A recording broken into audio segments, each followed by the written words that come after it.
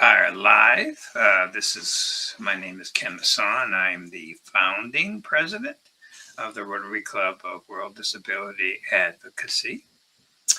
And we have a really interesting conversation with a really interesting gentleman this morning or this afternoon, depending on where you are. Jeremy is a charter member of the club, which means you've been with us for 5 years. Yeah. Yes. And Jeremy, why don't you tell us a little bit about yourself? So I am from Indianapolis, Indiana, and both grew up here and went on to Purdue University and a career in hospitality and tourism management. That then led to, during a long commute home, a bad car accident and acquired disabilities. And 20 years later, I am the founder and CEO of my own business, Walking Spirit, which provides accessible hospitality consulting really to any organization that works with the public in any way. Okay, very good. And why don't we start right in? Because let's talk about what we're talking about today. So today, we're talking about the fact that many countries come up with disability laws. Obviously, the United States with the ADA, that kind of a law that's supposed to protect the rights of individuals with disabilities. And many well-intended countries, they create these laws and then they're never implemented. So, Jeremy, what are you, an ADA coordinator? Is that the right title? No, I don't have the ADA coordinator certification. I am an ADA trainer. I am a member of the ADA National Networks Trainer Leadership Network through the Great Lakes ADA Center. Oh, okay. Yeah. So basically, somebody comes to you if they see that the law is not being complied with. Is that what happens, or you advise them on what to do? That happens frequently. More often than not, it is me being out in the community and seeing something that poses a risk, and then speaking with general managers, operations managers, those folks, or hearing from other people with disabilities in the community who are running into issues of people just simply not understanding, not being cognitively aware of people with disabilities or socially aware of people with disabilities, and not taking the intentional steps to make certain that people with disabilities can access our community. So more often than not, I am following up on those kinds of stories to reach out to business owners and other organizations to talk about the need for training and offer that. Okay, so tell me how you got yourself into this. What motivated you to get into this role? Thanks. Well, and actually, before I answer that question, I should have started when you asked me to talk a little bit about myself with a description. And so for anybody who is listening but not necessarily able to see, I am a white male with, sadly at this point, cinnamon and sugar hair that's looking more like the sugar than it used to look like the cinnamon. And a goatee, wearing a purple polo shirt that has the Walking Spirit full business logo, including a multicolored phoenix on the logo on the shirt. What motivated me really to get into anything related to the disability world, which is a world that we all actually live in, was that car accident. and waking up from that car accident as a bilateral above knee amputee. So both of my legs had been amputated due to severe burns. On top of that, over the next several years, I also developed some hidden disabilities like type 2 diabetes and severe sleep apnea. Not to mention dealing with the trauma that comes from that. Physical trauma also includes mental and emotional, and dealing with PTSD and other aspects of that as well. So it was really trying to navigate a world with acquired disabilities that made me realize how much I had ignored. And I always feel ashamed to say that, but even managing hotels, I looked at laws like the ADA as something that told me how many accessible parking spots I needed to have, or how many accessible hotel rooms I needed to have, without even really understanding what that meant, because there was no such emphasis on that within the industry. And so, trying to navigate that world, our developed, lived world, um, I began to recognize how much we were actually honestly causing additional trauma, and through frustration and feeling just completely ignored. The way that we were treating people with disabilities by stepping up to a line that was defined by Mhm. law, but not even considering going across it to do the right thing for everybody, including ourselves. Mhm. And and then you get the government to implement a beautiful law like the ADA. Yes. And then you have other countries. The ones that come to mind to me are India and Kenya, and there's many more. I think South Africa has some laws, and other countries. There's going to be a lot soon. And they implement these beautiful laws. Part of the problem then starts the people don't even know what's in that law. I mean, that's where you Right. come in at some point. The individual with disabilities is not even educated what's being Right. discriminated against and not being discriminated against. Right. For example, how many people know that a company needs to give you accommodations when you go in for a job interview? You know, probably a lot of people don't realize that. Right. And even people who do know that companies are supposed to give them accommodations are afraid of being discriminated against for Mhm. requesting those accommodations, even though they're Yeah, required by law. right. Well, I mean, the most obvious one that comes to mind is somebody who is deaf and needs an interpreter. Uh-huh. And oftentimes, I think what they do is bring I'm guessing, but I think from what I heard, often they bring a family member or something to do their own interpretation. But that company is required to provide an interpreter for them. Right. And a professional Yeah, interpreter at that. yeah, So, yeah, yeah. And you're right. Part of it is fear. Part of it is unknowledgeable of the law, and the other part is fear. So we need a lot of work in that area. So let's get into this a little bit. So, what do you think of is the biggest barrier preventing full implementation of disability rights laws?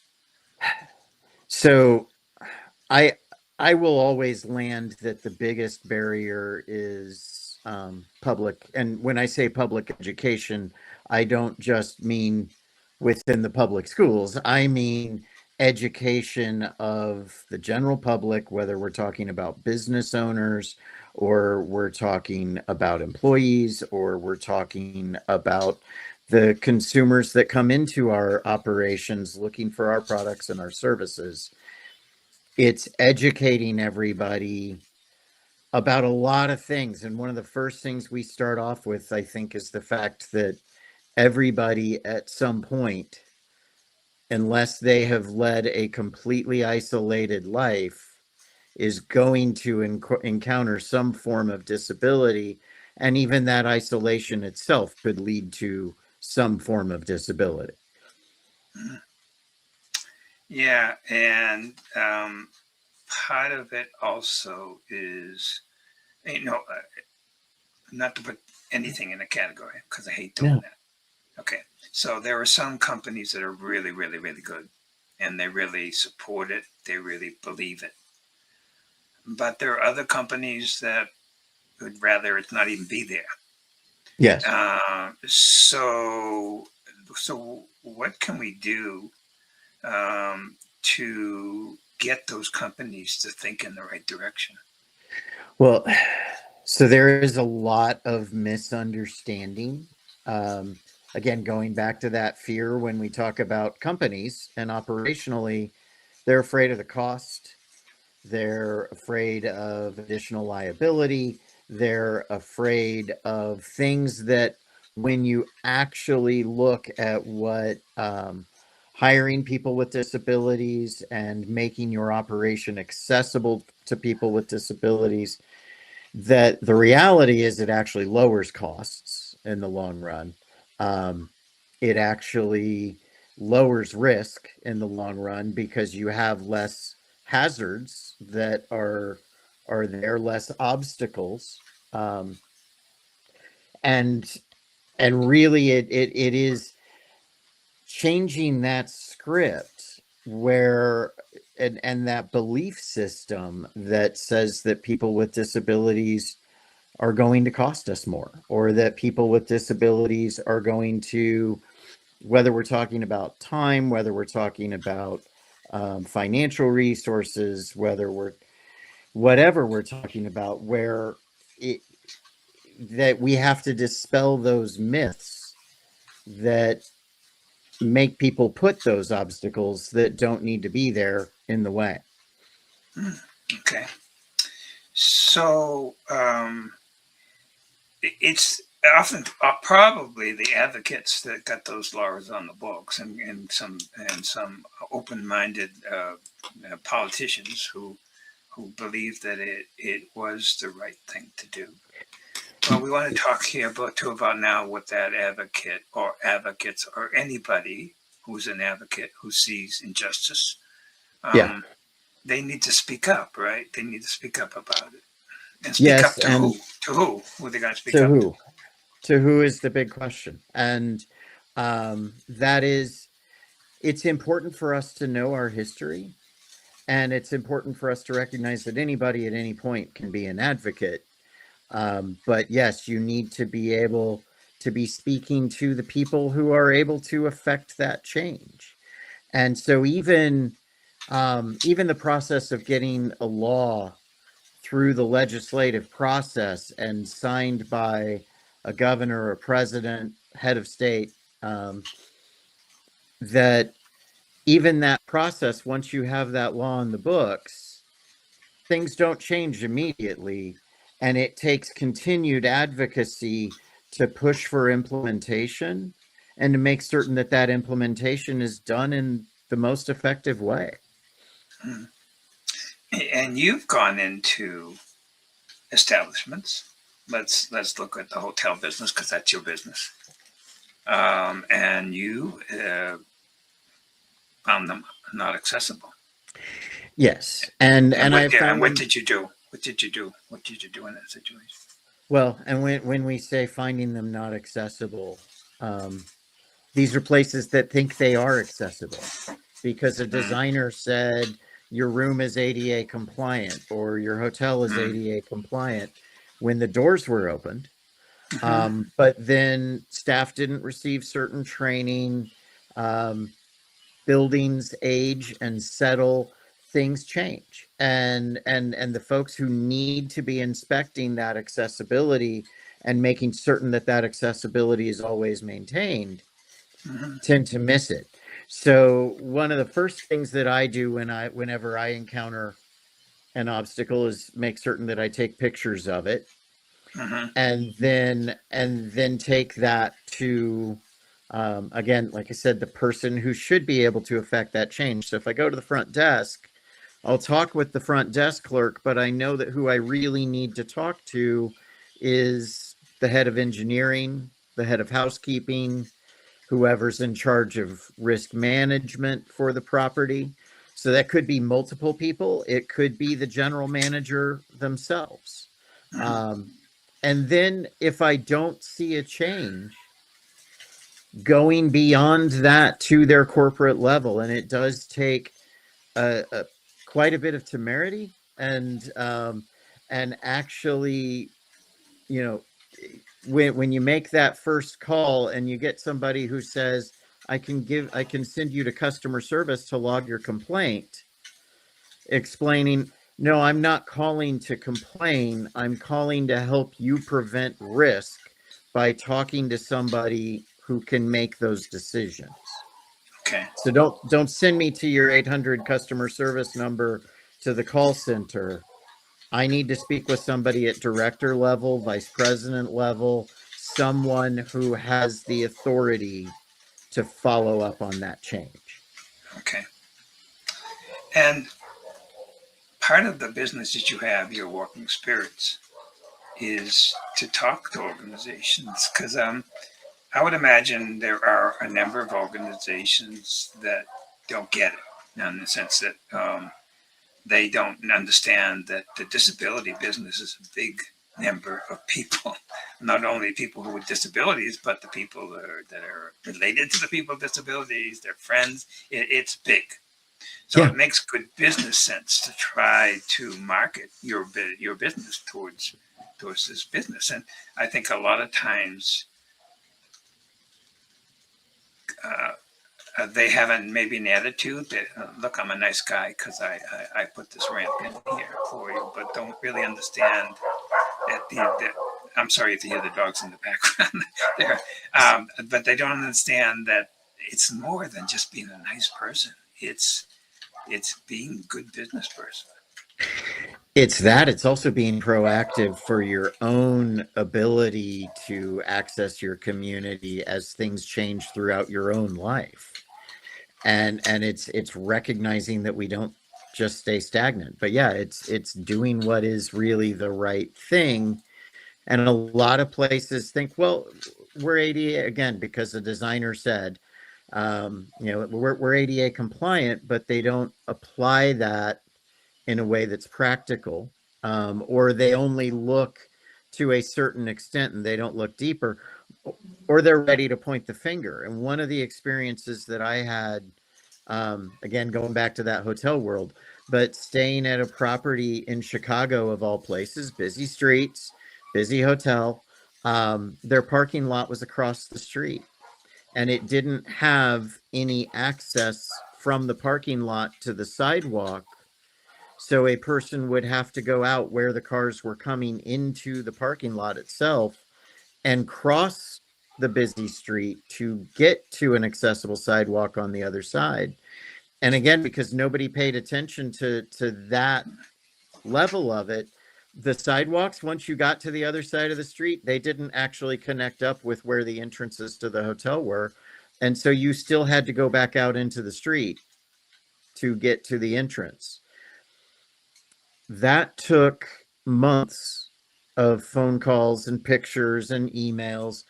And then when they finally did it, and they created a curb cut from the parking lot to the street, they again did not connect the sidewalk to where the curb cut was, and they were still sending you out into the street, just a little bit closer to where the crosswalk was, and still putting Okay. people at risk. And they chose to point the finger at the county because the building and the property were actually owned by the county and leased by the hotel.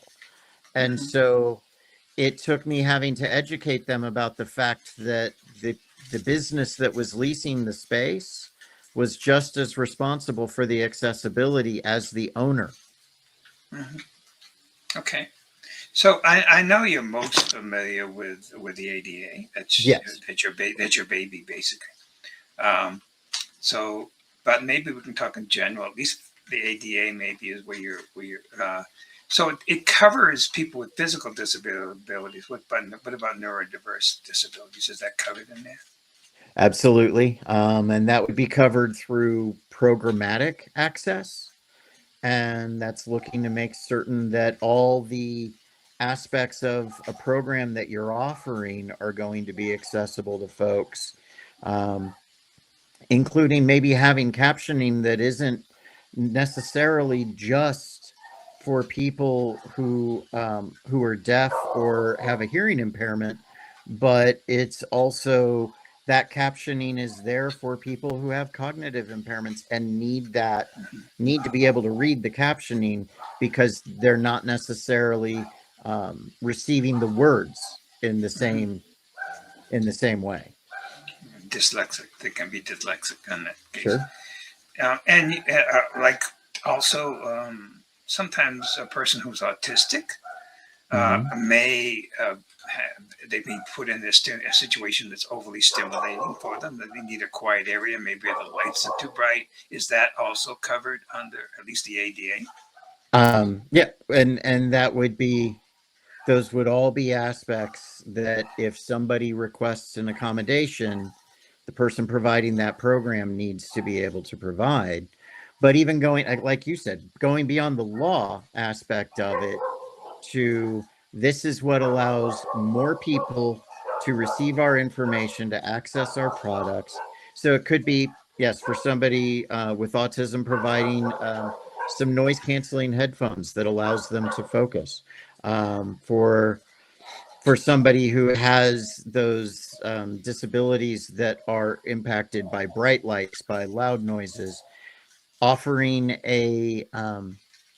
or even just by crowds, offering a sensory room that allows somebody to step outside of that crowded room and go someplace where they can center themselves, is absolutely something that is an accommodation that should be offered. Okay. And does the ADA, at least again, because that's what you're most familiar with, require that the companies provide training to employees to better understand disabilities, different disabilities? Or is that just common sense? Is it an ADA? I would say that's common sense. But I mean, from within the aspect of the ADA, providing that training is going to help you avoid any ADA related complaints, or even going beyond the ADA. Just simply providing that training is going to help you make certain that customers and employees do not feel discriminated against. It's going to help you make certain, I mean, all of it leads to better service. And honestly, you were asking about what the reasons are. Yes, it's the right reason, but it's also, from a business standpoint, leads to better profitability. It leads to lower turnover costs. It leads to all being accessible beyond the requirement of the law, leads to an actual sense of belonging among the broader public that's interacting with you. Mm-hmm. And things like, I'm thinking of like epilepsy. If you have a seizure and your fellow employees don't understand the seizure, they may misreact to it, and they may complain about it. But right. If your employees are trained on understand about seizures, they would better deal with the situation, and that person would feel more part of the team. Right. And part of that is understanding that not every seizure looks like what you have seen on TV or in a movie. And yes, it is that awareness of, and you don't have to be an expert. You don't have to name, oh, they're having a grand mal seizure. You don't have to be able to name what is taking place, but simply being aware of the fact that there may be a disability at play that you were never even aware of, that this person who you work with every day might be living with, that when it does come into play, that you were able to provide support instead of, as you said, going to your boss and filing a complaint against somebody who was experiencing something that they didn't have the support that they needed to be able to control in that moment. Right. And you're right. I mean, I've worked with individuals whose seizures were just suddenly they looked like they were just not there. Right. They were zoned out. So and you may think, oh, they're being rude. No, They're they're not having a listening to seizure. me. They're ignoring me. They Yeah, just looked right through me. yeah, exactly. Mate, So the um, the other issue we're talking about advocates who want to make a change, who want to make sure that the laws are implemented.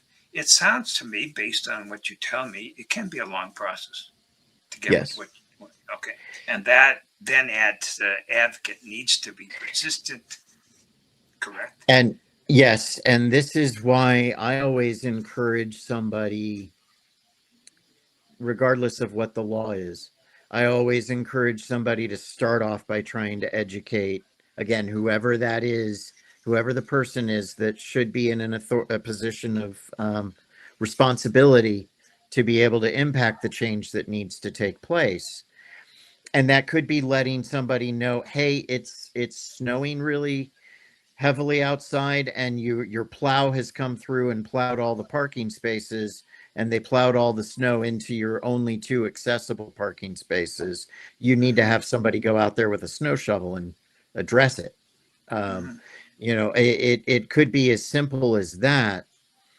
The process of going through filing a complaint, I mean, and I can really only speak to in the United States, but I would assume that with red tape being what red tape is, that it doesn't matter what country we're talking about, that the process of getting the law to follow its responsibility does take a lot of tenacity, takes a lot of documentation, and it takes a lot of follow up.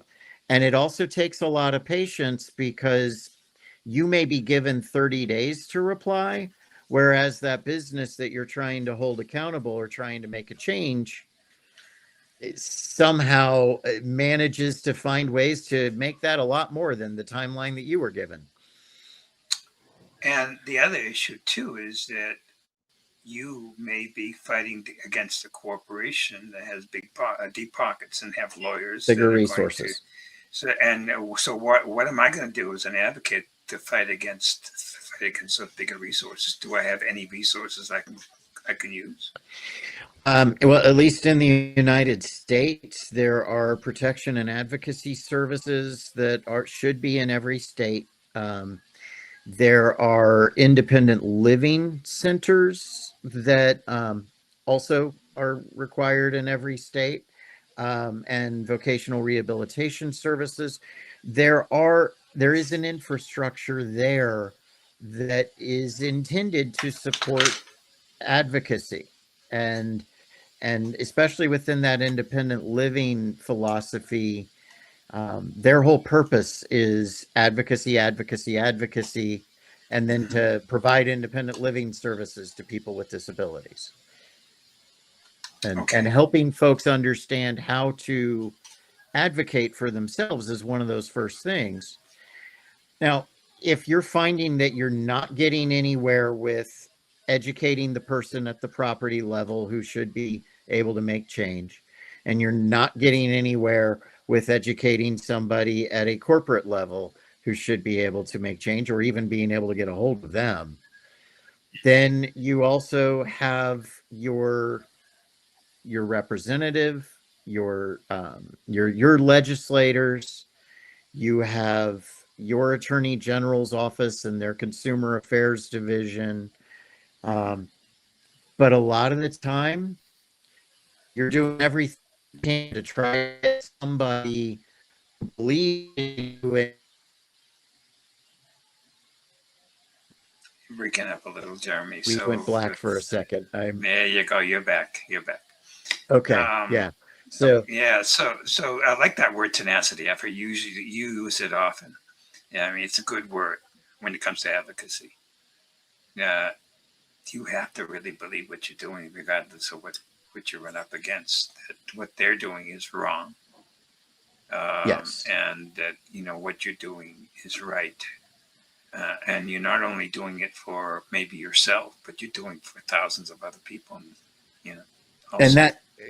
and that is a huge piece that even if you think that you're the only one that something matters to, maybe it's every time you go to the movie theater, there's only one accessible restroom in that movie theater, even though you have 12 theaters that are full of people. Um, it is questioning those things. And sometimes when you question that, you find out that, oh, the legislation actually says that an accessible door just needs to be operable with 5 pounds of pressure or less Mhm. and doesn't require an automatic button, even though you thought every building does. And Mhm. so it's understanding that. And then where there is a difference, where there is a conflict with that, it's reaching out to those places that can help you understand and help you maybe make that change. Mhm. But realizing that making the change because it was something that affected you is going to make an impact for the next person with a wheelchair who comes into that movie theater, or who goes into, or the next person with autism who goes into that shop or goes to attend that class. Mhm. Okay. So we've talked about the individual advocates here now, but there are disability organizations all over the world. God bless them. Yes. Um, and what role do they really play in implementing these laws? I think they play a tremendous role, um, especially in that, uh, in the work that goes on behind the scenes that sometimes we're not even aware of.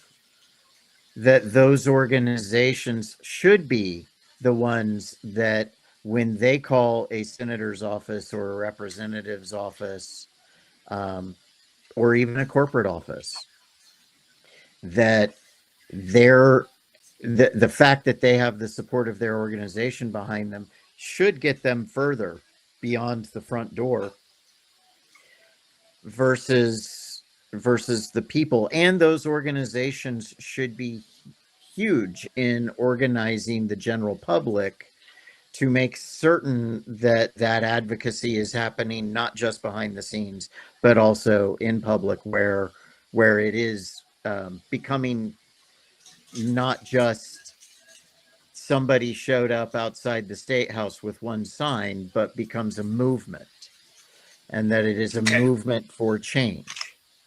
Okay. And I think you also told me too that, and we're going back to ADA. Sorry, world, if we're too focused on that, but I imagine the laws in many other countries are similar. That it doesn't cover nonprofits like churches. So there are exemptions, and like for instance, I can't speak to the UN's, to the specific details of the UN Commission on People with Disabilities.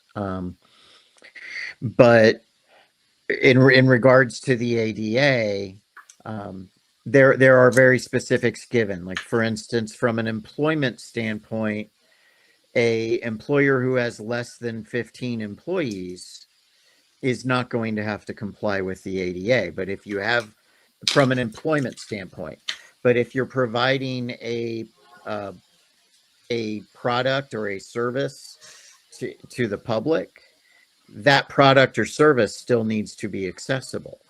Um, Churches are exempt from complying with the ADA. Religious organizations are exempt.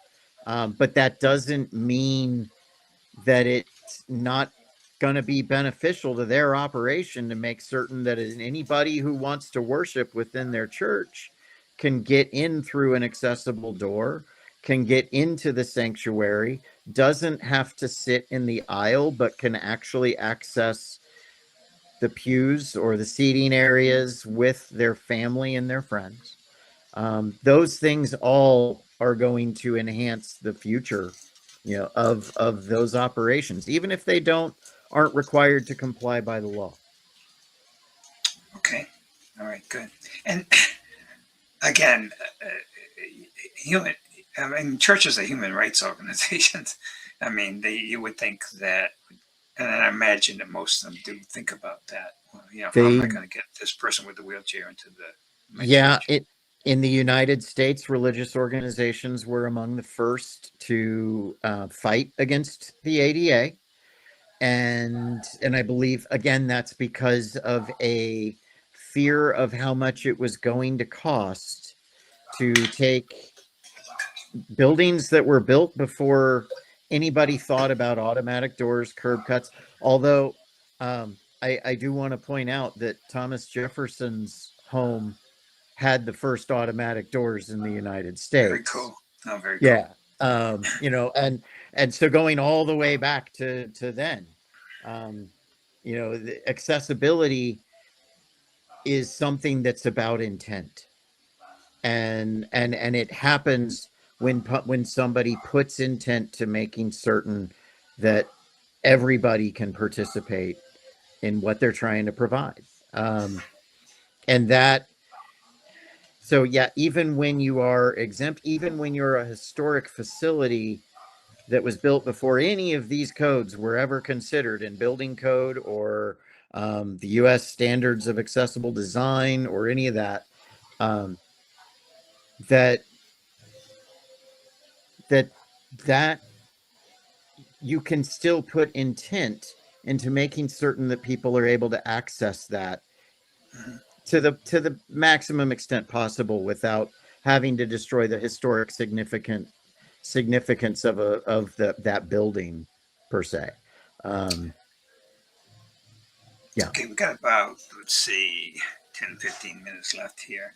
Let me take a few minutes here to give a little plug to our organization, the Yes. Rotary Club of World Disability Advocacy.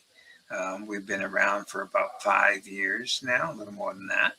We have members in 40 different countries. Our goal, our focus is on the human rights and advocating for the human rights of people with disabilities.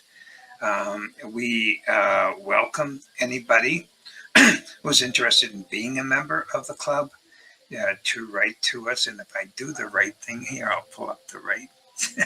I think this is it. Oh, look at that. Rotary WDA at gmail.com. I want to make sure I had that right.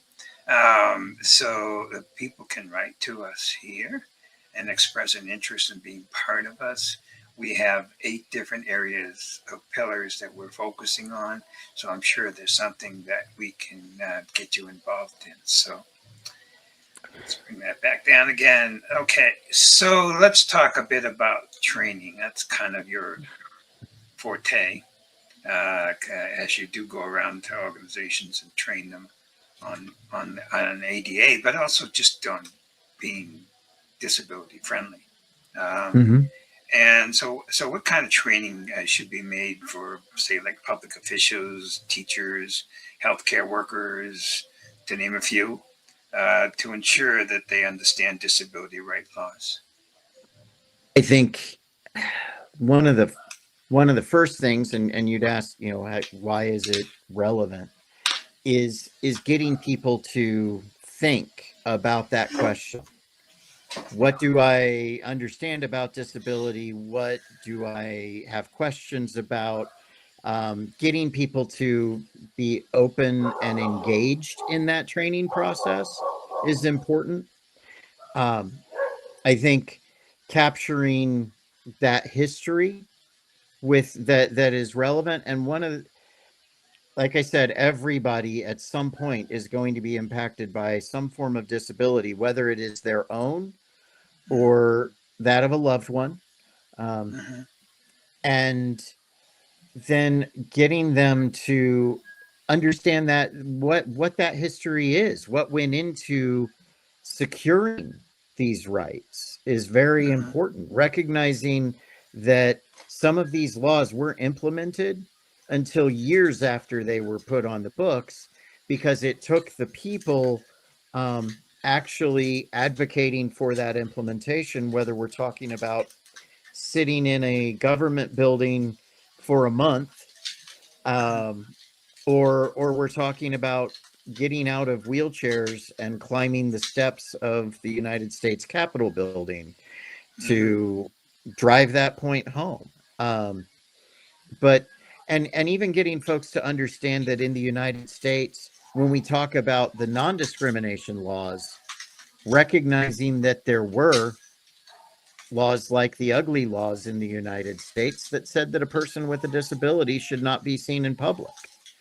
Mhm. The last of those was repealed in 1974 in Chicago. Mm. That's Well, not that's not that far long away. ago. No, not far away at all. Yeah. No, shocking that we had And the so code. so understanding that, yeah, I think is the first step. And then the training, the awareness. Um, I find that it's very, very, very important to approach that in a way that is helping individuals identify with the topic, with Hmm. the civil rights, and realizing that this is not just talking about somebody maybe that they saw in a restaurant or that they participated in a class with, but this is talking about them and their future ability to live as independently as they want to define their independence. Okay, so I'm going to put the spotlight on you for a few minutes here. Not, it was not already on you, but I'm on your situation because you've said many times that you were a hotel manager and didn't even think about it. It wasn't until you had your accident that your whole thinking process changed. But it took an accident to change your thinking Yes. process. How are we going to change the thinking process of so many hotel managers in the world? I That think it takes you were there because what would have happened back then if somebody came to you and say your hotel is not compliant? And no offense, but I mean, you were in that state of mind that you weren't thinking about. I mean, if somebody came to me in my lobby and told me that my hotel wasn't compliant, I would have grabbed a notebook and sat down with them and asked them to explain to me specifically Good, good, what those issues were. good. Um, because from a customer service standpoint, you don't ignore somebody's complaint, even if you don't feel like it's valid or you feel like it's petty. Um, I will say it was very hard for me after losing my legs to listen to somebody complain about their cheeseburger being made wrong Mm, or having been served after somebody who came into the restaurant behind them. Um, it or waiting 5 minutes to check into a room. Those those things I found when I went back to my hotel world, I could no longer listen to. But if somebody wanted to talk to me about struggling to get through the main doors of the hotel or struggling to get their luggage in because we were not accessible or not being able to get on the bed because the mattresses were designed too high, which we run into all the time, um, or the risk that is presented by going into a accessible shower where the housekeeper has positioned the handheld shower head out of reach and it's 5 a.m. and you don't have anybody to call for help and you don't think to call the front desk, or you call the front desk and they don't understand what you're talking about, so they ignore it. You know, these are the things that people with disabilities run into, and then they have to question, okay, do I risk trying to reach for that thing that is not within reach and potentially injuring myself in the process because I can't get anybody to listen to me? okay. So that, like, it goes beyond everything and really down to human decency and how we treat each other and how Okay. we want to be treated. Okay. That's good. That's a good answer. Regardless of what the situation is, each individual deserves And their needs met. whether or not the law says that you have to have a certain a certain clearance coming through the threshold. That Okay. person's experience is important, and they need to feel seen when they speak up about whatever the obstacle was. Okay. And let's kind of finish off a little bit, and putting the spotlight now on our organization, Rotary. What do you believe Rotary can do to help to play in monitoring, advocating this situation? Well, so Rotary, really, when you think about it, Rotary extends way beyond just the club. It's the organizations that we as club members are involved in outside of that club. So the more that Rotary can educate club members about the lived experience of people with disabilities, about the value of having people with disabilities engaged in their clubs, and the vital importance of making certain that every project a Rotary Club pursues meets standards of accessibility. And I think that we as an international club have the opportunity to say, okay, this country has these standards, this other country has these other standards. Which standards work best for the most people with disabilities? I think we have a tremendous opportunity to change the world through that. Okay, good. And again, we're the Rotary Club of World Disability Advocacy. If you're welcome to be a part of this organization. I'm not going to screw things up here by trying to find my thing here, but it's rotarywda@gmail.com. And Jeremy, I'd really, you and I have talked about this, like to have you back on a once a month basis and talk about different topics that are going on. And there are so many, particularly contemporary is the word, the current projects, current issues. And maybe next month, because I'm living in Colombia at this moment, and I'm thinking about the earthquake and the people with disabilities that went through that.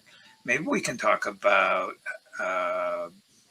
the disasters and how a company, governments probably in particular, can better handle a disaster for people with disabilities. We may have you, or we could have another person on with you. We'll see. We'll talk about that. But that would be a good topic for next month. And that's something that globally,